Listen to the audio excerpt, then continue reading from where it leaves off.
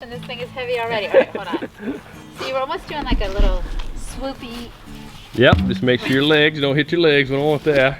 No, I don't want to hit my legs. Oh my gosh. So get right, your. Hold on. Do I got the grip right? Here we go, Sailor. Okay.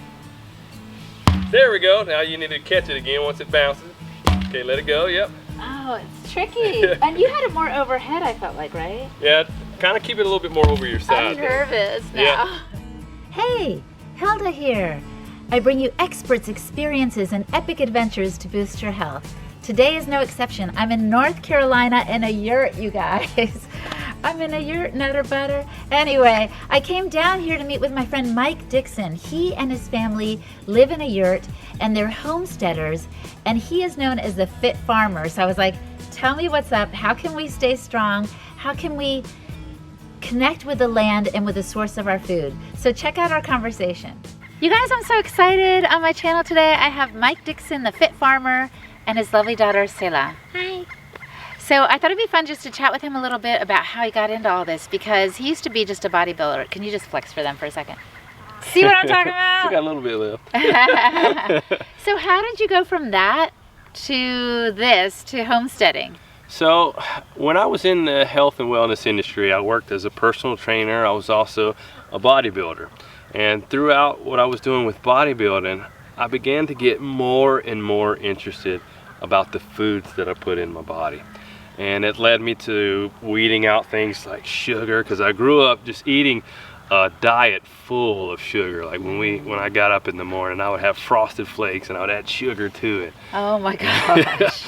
I'd eat Pop-Tarts. I'd eat 2 to 4 Pop-Tarts a day.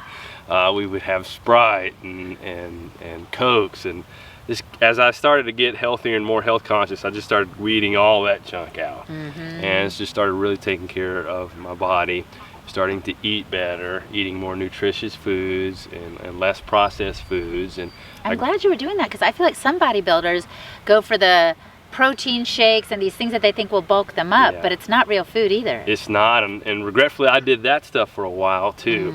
But I started eating more organic foods along the way, and then it got to the point where I was like, yeah, organic is good, but you know what, if I start knowing the story behind my food and whether pesticides are used on it or GMOs, if I know the story behind it, I know that I'm eating the best food possible if I can do that. So that ultimately led me to starting a garden. And once my wife and I, after we got married a few years, then we moved into a city, bought our first house together, and I was like, you know what, I've never grown food before, but I'm really interested in it. I want to start growing food and start putting real wholesome food in my body. So we started our first garden, and that's where it started from there. I started just gardening, doing what I could in the city plot that I was at. That's amazing. And now you've got chickens and goats, and tell us a little bit about what you have here on the farm, Selah. So we have ducks, we have chickens, we have 3 goats, and we have 3 cats and 4 dogs. Wow, there's a lot going on here. So yeah, when we were living in the city, then we started having kids, and I really wanted to make sure that we were providing our kids with the utmost nutrition. So as I was gardening in the city, I just wanted to start growing more and more. It's like, you know what, I really like this. I hadn't grown any food when I was growing up in the past. I hadn't grown anything before. And then once I started growing something, it was really empowering. Then we started having kids, and I was like, you know what, I want them to have nutritious food too. And then we were getting restricted. We were outgrowing where we were in the city. So we were like, you know what, maybe we need to start a homestead somewhere in the country where we can grow and do more. And the straw that broke the camel's back was we wanted to have chickens when we were in the city, and the city ordinances wouldn't allow it. So we were like, all right, that's it. We were moving out to the country. So we sold our house, sold everything we had to dedicate it to setting up our homestead out here in the country. Now, I know you have a YouTube channel. Did you follow YouTubers to learn the ropes, because you didn't know what you were doing? At first, no. I really wasn't aware of YouTubers doing what I wanted to do. So I did hear of a man named Jules DeVays out in Pasadena, California, who started a homestead on just 1/10 of an acre. That inspired me in my gardening. Then I started hearing Joel South, and I saw him on Fooding, Yeah. and a number of other documentaries that really inspired me and empowered me that hey, you can do this.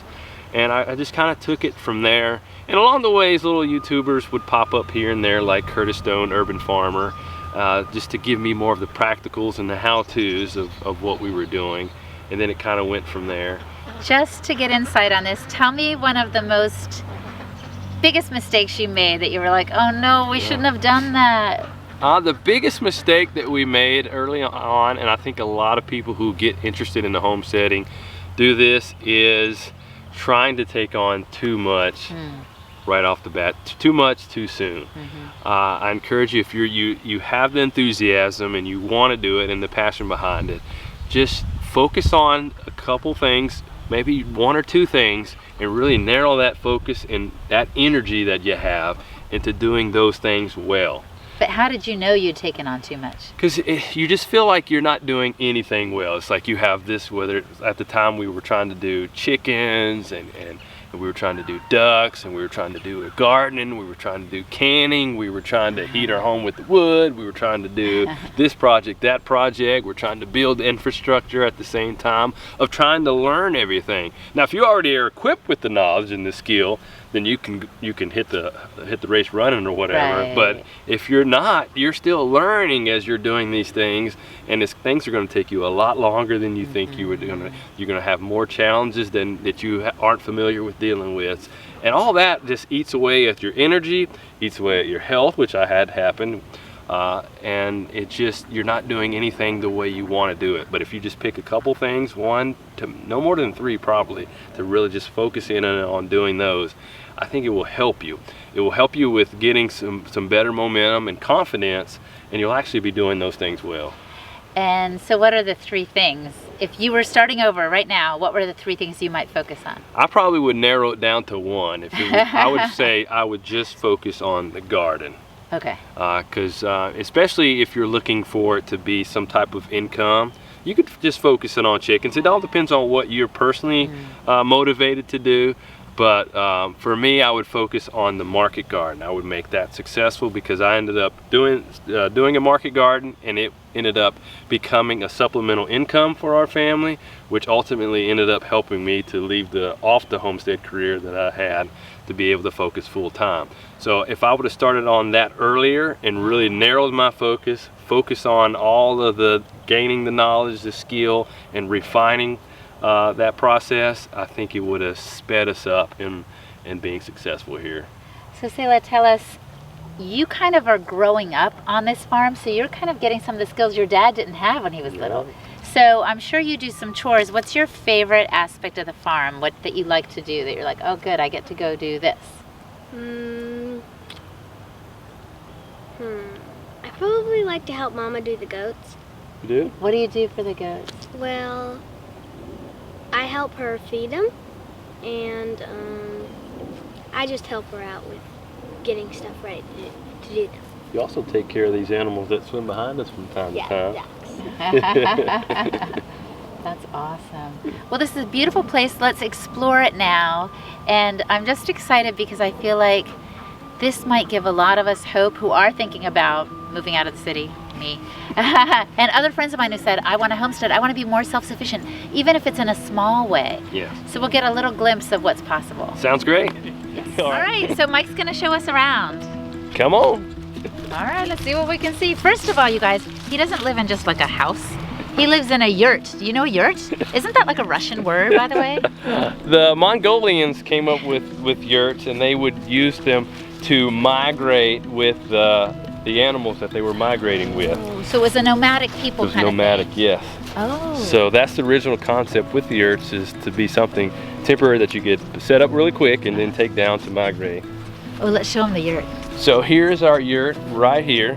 It's a little bit nicer than a Mongolian yurt, and a lot of times you'll see them with the canvas siding, but this year we just put real hard siding on there, as well as installed real windows. Oh man, what'd you have before the windows? Before the windows, we had Velcro windows, which were a pain, because if you got too hot, you had to go outside to take them off. And if you were getting too cold, you had to put them back on. If you had rain or whatever, storm coming, you're like, oh no, I gotta put the windows on. So there was times where I would be in a storm or whatever, trying to put the windows back on so the rain wouldn't come in. Gosh. So really glad we have the real windows. But I think of a yurt kind of as a almost like a tent, right? It's like Yeah. a place that's one level, everybody kind of together. So you, your wife, and your 3 kids, this is it. That's right. We live here in 700 square foot, glorified tent living, as we call it. I can't say it's really a tent anymore now with the hard siding, but we are able to hear the rain patter on the roof because it is a different material on the roof, and we are a little bit more connected to the seasons and changes and weather. But we live right here in 700 square feet. When we lived in the city, it was 2,600 square feet that we were in. So it was an adjustment, downsizing. So, Yeah, you have to simplify. yes, exactly right. But that was part of the process. It was a sacrifice we were willing to make to live this life that we wanted to live. Now, if we told somebody we were going to New York City to live in 700 square feet, they wouldn't think that was odd. But some people think it's odd to move out here in a yurt and live in 700 square feet. You're right, that's so funny. They wouldn't judge you if you were going to NYC. Exactly right. But you're like living in that square footage in a different, situation. Yeah. They're like, oh, Yeah. that's weird. Yeah. Our world is upside down. Yeah. All right, let's go look at your salad buffet, as Joel calls it. All righty.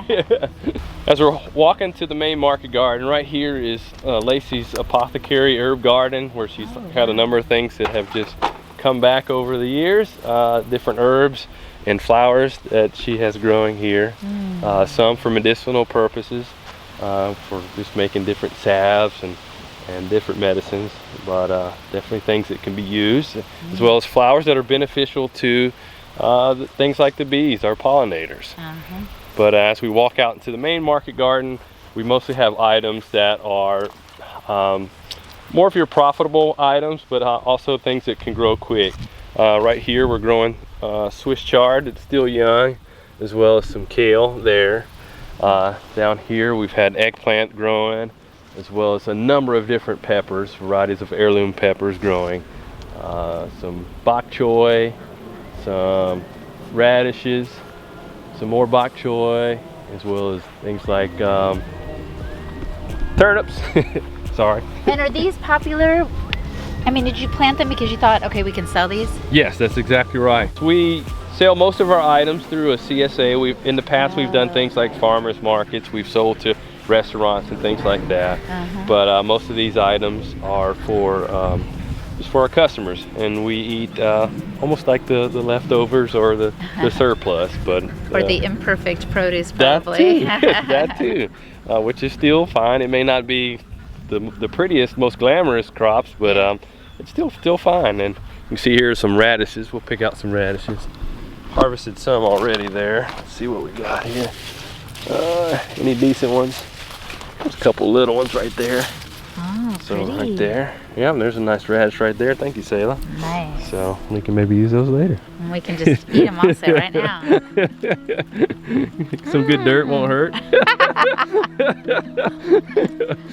Oops, I forgot to wash it off. Good for you. I'm a city girl. It's good for your microbiome though, right? That's right. But we also have a number of different lettuces growing that will grow throughout the year. We'll do things like tomatoes and cucumbers, squash. But we mainly focus on those items that are for market purposes. And how much of the land is used for this market garden? I would say I think we're on about a half an acre or so is what we're getting close to expanding to or working on right now. And what's this? And that is a Japanese pepper called murasaki. Murasaki pepper. I think murasaki means purple in Japanese. What does it taste like? Go ahead and try it. Because, yeah, I'm on a roll now. Yeah. Hey. There we go. Yeah, I like it. That one's not hot at all. Thank goodness. Really pleasant. Almost like a bell pepper, kind of, sorta. Yeah, I like it. You want me to get her a red one? They're sweeter. Yeah. Red sure. one of the same type. Sure. Okay. So this pepper here is very prolific. Highly recommend it. I see. Gosh. And it's just constantly been producing like this year.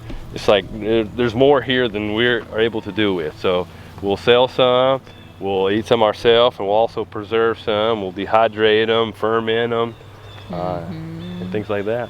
do everything you can with them. That's exactly right. And a lot of our seed we'll get from a company called Baker Creek. They do heirloom seeds. And here I go again. That's really tasty. It's sweeter. Yeah. Thanks. You're welcome. Let's head on over and see the ducklings and chicks next. We recently got a number of those in the mail. That's so funny to me that they mail them. But I guess they do all right, eh? Yeah, they do. Alrighty, and here they are. Sally, you want to open them up? Let Hilda hold a couple there. So in here we have some layers that we're raising, as well as some broilers, meat birds that we're raising. So there you go. Oh, can you catch one? Yeah, I can catch one. How sweet. Aww. How old are these? These are probably maybe 3 days old, 3 or 4. Oh my gosh, so sweet. And this heat lamp here keeps them warm. It simulates the mother. The mother would normally keep them warm. These were done in an incubator at a hatchery, and we just have that heat lamp to keep them warm. And it's okay to have the ducks and the chicks together? Yes, for the most part. The ducklings will grow faster than the chicks, so we'll keep an eye on that, and we'll separate them when the time comes, because that as they get bigger, they will start knocking them over. Some of these are going to be meat birds, right? Yes. And the others will give you eggs? Yes. The meat birds will be ready in about anywhere from 6 to 8 weeks. Closer to 6 weeks on the ducklings, and on the chicks it will be closer to 8 weeks. The other ones, the layers, we'll grow them through the colder months, and then when spring comes around, they'll be ready to start producing eggs, because it takes usually somewhere around about 6 months for the layers to grow and develop, and then be ready to produce eggs for us. Will they all make it? For the most part, they should. Regretfully, there is a certain percentage that don't make it. That's just a part of life, regretfully. I was gonna say, but death is so wrong. Yeah, it's a part of life, though. I know. I'm exaggerating because, you know, we hear this a lot, like, somebody died, and it's like, people die every day. I'm not trying to be callous, but it is a part of life, isn't it? It is, and we all need to realize that. And I think being on a homestead really puts us to be more connected with the cycles of life, with the different seasons, but also to know that there's a time for something to be born and come alive, and there's also a time for things to die. And to, whether it be through processing that animal to provide us with food, because there's sacrifice that has to be made for life to go on, or whether it be through disease, old age, or whatever, that death happens, and that's just a part of life. Absolutely. And you are closer to it because you are on a farm. Those of us who live in cities or in other places, we don't have to witness it, so it seems really foreign to us and wrong. But actually, who's to say that dying is wrong? Like you said, we don't say birth is wrong, so why would dying be wrong? Exactly right. I totally agree. And I think in our society, we're becoming more and more disconnected from life and death as well. And we've almost created a life that's artificial, that we're not really in touch with reality and the natural world around us. Well, that's why I'm grateful to be with you here and reminding people of all these beautiful things. So on the homestead, or on a homestead, there's constantly projects going on. So in this area right here, we've culled out about 100 trees in efforts to make a more sustainable area. It's easier to grow things, and it's aided us in being able to bring in our chickens and to add more fertilizer, as well as for them to have natural areas to fertilize in and to express their chickenness, as Joel Southon says. So these are in here right now, working on this bed, eating up the weeds in here, as well as just adding their own fertilizer to it, so that way we can grow more things in here next year. And so just like Joel does, do you move them around? We do. It looks a little messy in here, but we've had the chickens in these other areas. I see. We've had fruit trees that some that we've planted, some that have been here for a couple of years, like the persimmon over there. And they're adding nice fertilizer, organic fertilizer to this soil and building it up. We'll be able to grow more things in here now. And we also have a beehive there we're looking to start doing more of. We have things like the comfrey growing there that will be complementary to growing around the fruit trees there. Is it true that it's hard to grow vegetables and other produce without animals? I think growing produce without animals isn't sustainable. I think that the earth in its entirety is a system, that each thing is interdependent on another.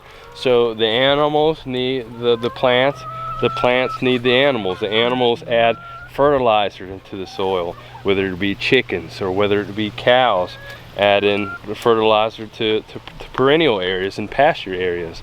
But all of it is all works together, and our part in it is that we are to, yes, these things could survive without us, but we're here to manage them, to be stewards of them, and without it, things would just overgrown, and it would be almost in like a chaotic state, just an overgrown area. But we can help glorify an area by working with each of the systems and managing them. I hear you. Selah's got a chicken. Whoa!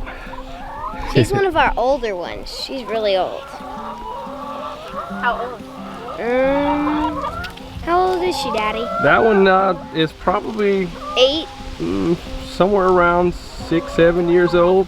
This chicken right here, when we were raising, She's heavy. hatching eggs, she was a good mother, and she continues to be. We're not doing that right now, but she will lay on eggs very well. We actually called her a mama, and still do today.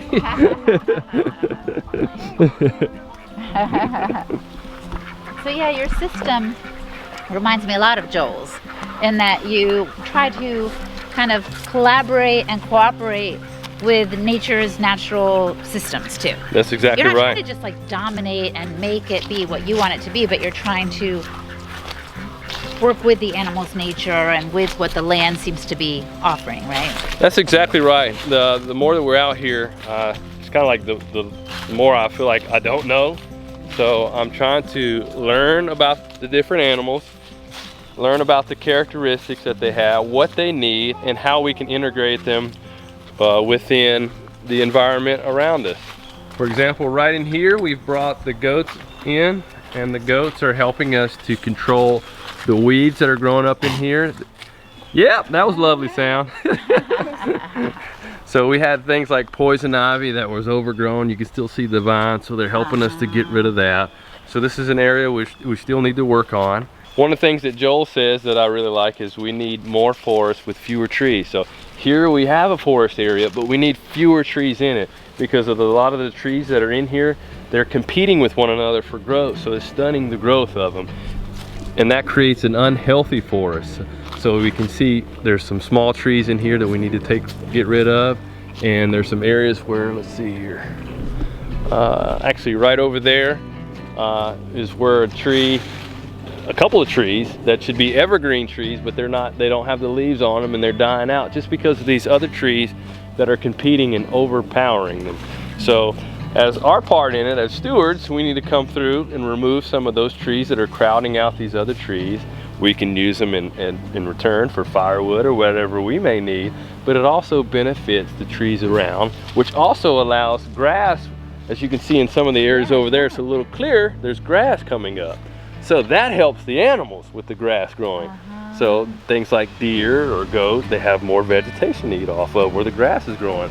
And you know what's coming to mind right now is the forest fires and the wildfires that have happened in Australia and in California. Right. And it may be that we simply haven't managed the forest properly to avoid such disasters. I totally agree with that. For example, if a fire was to come in here, I can point out a number of trees that would catch fire easily. One, we need to remove some of these sticks and other log branches that are down there. That would help the fire. That would ignite the fire even more, as well as the trees that are dying. That would help the fire. So that would really make this area not good, because there's so many things that we need to get out of here. that would make the fire or kindle the fire even more. All right, so I don't go to the gym anymore because I'm here at Earth's Gym. Yeah. So no need to go to Gold's Gym, World's Gym, whatever gym you want to call it. Earth Gym, I like it. Because we get all the exercise we need here. The main thing with exercise, I think people overcomplicate exercise in general, is just to be physically active. Yep. So each day, the task that we do here, we do a lot of manual stuff and just use very basic tools. Like, for example, if it's time to clean up a bed, Yeah. we use a stir post, couple hose, just go back and forth like that. Get a little bicep going, little shoulders going. Just clean out this walkway here. Want to give it a shot? Yeah, I want to Just try. kind of go back and forth. Okay, this. Here we go. Oh yeah, I can feel those muscles working. I don't know if I'm doing anything. Yep, there you go. Getting some weeds out while you're doing it. Well, you know what? I think in every culture, being active was a part of it. Exactly. But people did not go to gyms back in the day. Exactly right. It was a part of their daily life. Exactly The right. problem is most of our work now is seated at a computer, you know? But if we were living as our ancestors did, we would get enough activity in our everyday work. Exactly. How long do I have to do this? That's No, I'm just good. kidding. I'm just kidding. But you can see you're starting to feel a little bit, right? Yeah, I like it. Yeah. And I'm getting something done. Exactly right. Why go to the gym and just move some weights around and only accomplish one thing when you can accomplish two things at the same time? And I do think we were talking earlier about how some people just work out for vanity. What makes me sad is it's not even the purpose of being strong Exactly right. to do something. It's just to look good. Exactly right. Are we gonna do anything with a pitchfork, guy? Yeah, let's Okay. show you another one. That'll be the next one. Before we move on, just another thing. Like if we're harvesting, Yeah. another thing I recommend doing, a lot of people do this wrong because they'll start picking things with their back all around. That's not good for your back at all. Right, right. We try to squat. That way you're getting legs at the same time. And say there were other rows here, we would just squat and pick. Yeah. Just squat and pick. That's so great. Yeah, or which we need to do right now, we'll just pull these out. Pull them out. So you're getting your leg workout out at the same time of getting these out. And then once we're done, we'll just, this will be chicken food right here. Once these have gone to seed, we're not going to get anything out of it that we want to get out of it. So we've gotten some leg exercise in, as well as started cleaning up this bed for the next crop to come in, as well as we can provide these just for extra feed for our chickens. For Mama over there. Yeah, for Mama. This one's for Mama. Chick, chick, chick, chick. And Hilda say that too? Yeah. Here, chick, chick, Chick, chick. chick, chick, chick, chick. They know what time's coming. Oh, There we go. the good stuff. They're ready for it. They love it. Love it. That's the best way to recycle there. There's no reason to stick that in the trash. Just put it right out here. And now we'll recycle it the real way for us. All right, we'll head over here. This is a little more of a workout over here. We don't do this all the time, but here we have a compost pile. Yeah. So sometimes you need to turn the compost pile. It does need to be wet, but you just turn it. Let's see. I'm not sure if this is just getting there. And when you're turning it, that just helps create more air, which will heat up your compost pile, which will help things break down better.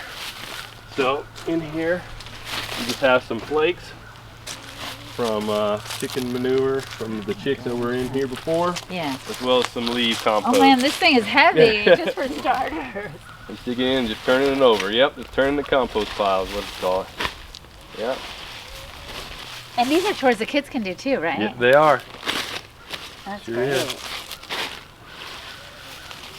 Yeah, this is a full body workout. I'm using my core right now. So if you want a really good workout, Yeah. turning a whole compost pile, if you're really good, you can probably get it done in about 25 minutes or so, 30 minutes. But if you're new, it's probably gonna take you a little bit longer. And by the time you're done turning this whole pile, you're gonna feel it. Wow. So you don't go to a gym anymore. No more gym. It's really this. Yeah, all the different tasks on the homestead, whether it's splitting wood, turning compost pile, Sure. cleaning up beds, moving things around, just constantly physically active, just like our ancestors used to be. Right. And you're feeding yourself with good food too, which I Yep. think helps your body stay Yep, lean and strong. yep. And you guys are so big on ancestral living, this Yeah. was a part of it. Oh, absolutely. And you learned all this. I mean, Over time, yeah. If you turn this pile, there's a system where you can get really good broken down compost within about 21 days. I think it's like a Berkeley method. I learned about it from Jeff Lawton. If you did turn the pile every 3 days, I think is what the program, and you can have some really good compost by then. well, and you know what I'm noticing? This doesn't smell bad at all. No, a good compost pile should not smell.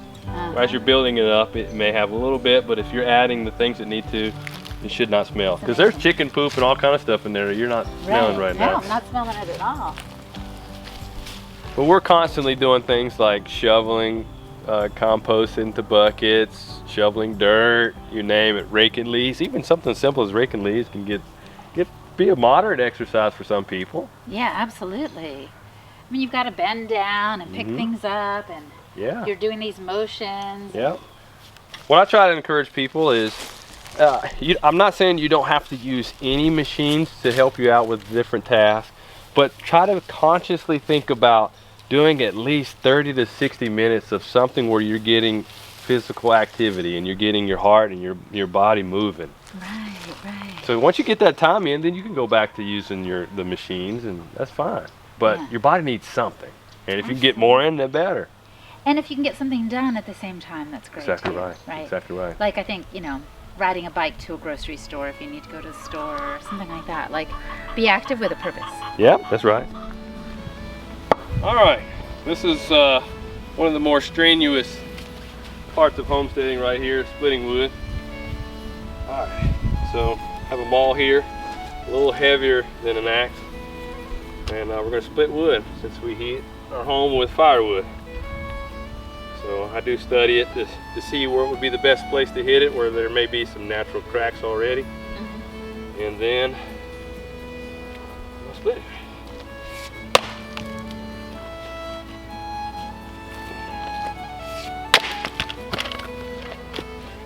I've done this in a few months, a little rusty. But once you get going, you can really just start cranking away at it. Oh. Really good cardio workout, all around workout. Yeah. Again, at the gym, I feel like I've seen people with like a mace, you know what I mean? Yeah. Like swinging it around, and it's really imitating what you could do that's functional. Yep, right here with this movement, Yeah.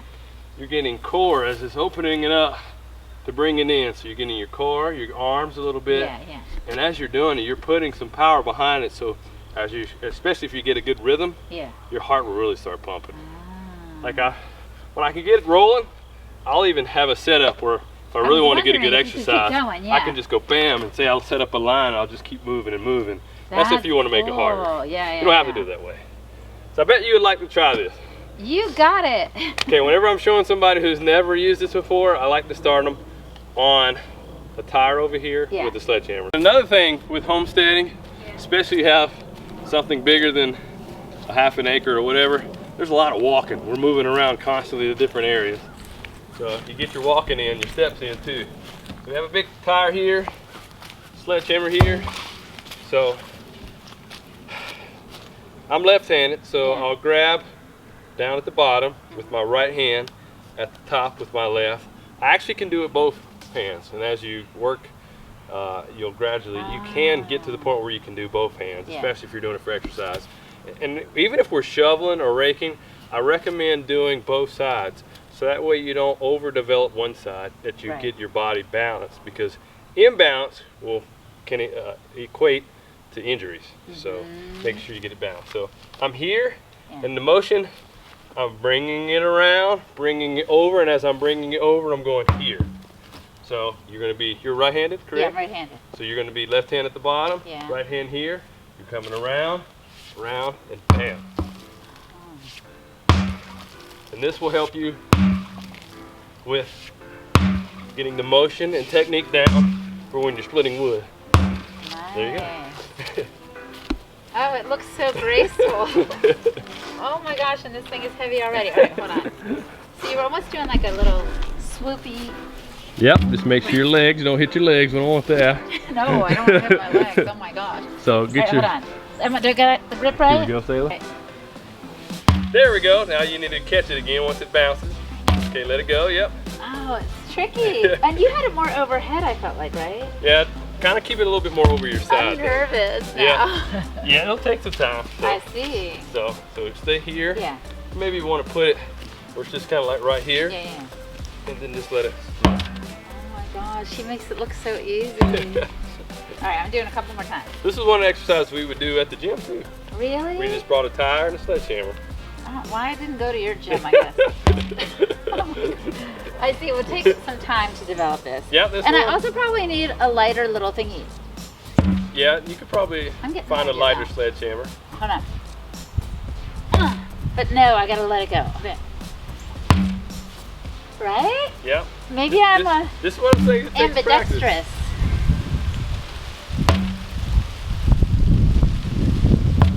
I feel like I'm getting better. Yeah. You're getting more confident with the sledgehammer too. And with my left hand. Yeah. Hey. Alright, I don't know if I'm ready to split wood, but... Not yet. I wouldn't recommend doing it today. Alright. Well, but this is a safer way to learn it. Yeah, I like that. Yeah. Because you wouldn't want to try to split wood without the technique yet. No, I'm going to have to work on it some more. Yeah. Yeah. Check back with me in a couple days. There you go. This tool right here is called a broad fork. We use this a lot to turn the beds over to help aerate them. So that way, this helps improve the quality of the soil. And flip it over just like that. Stick it in, push down, then flip it. So this too is also some good exercise. Actually get some back end, some forearms and biceps. Give it a shot, Hilda. All right. You can do it. I'll give it a shot. I believe in you. Let's pretend I did these other ones. This is the fun part. Okay. Now pull it back. There you go. All right, pull it in. All right. More gently. There you go. Yep. Even bigger motions in the rock. Yep, there you go, like that. Okay. Oh, now it's harder because it got in deeper. Yep, you got a little bit more to flip. Okay. But it'll get down deeper down in the soil. I see some worms too. Yep, that's good. We want to see worms. We want to see life everywhere. Abundant life. Just like when you make real food, this is more satisfying. Yeah, it is. It's more satisfying than just like working out on a treadmill or a rowing machine because you're making a difference for your own food and sustenance and that of other people. That's exactly right. You're also getting some vitamin D out here at the same time. Fresh air. But I bet you could do this so quickly, right? I can do it pretty quick. That's okay, I'm being thorough. Another thing I do is sometimes, especially if I want to get a really good exercise, is I'll time myself and I'll try to see how fast and efficient I can get something done. Especially as you get more confidence, you can add more speed to the different tasks. Can you remember the first time you ever did something like this, Mike? The first time. I think the first time I used a broad fork was at either a workshop, a farming workshop, which I do recommend, whatever you're doing to try to learn from others who are successful in it. Yeah. And I was able to use a broad fork there.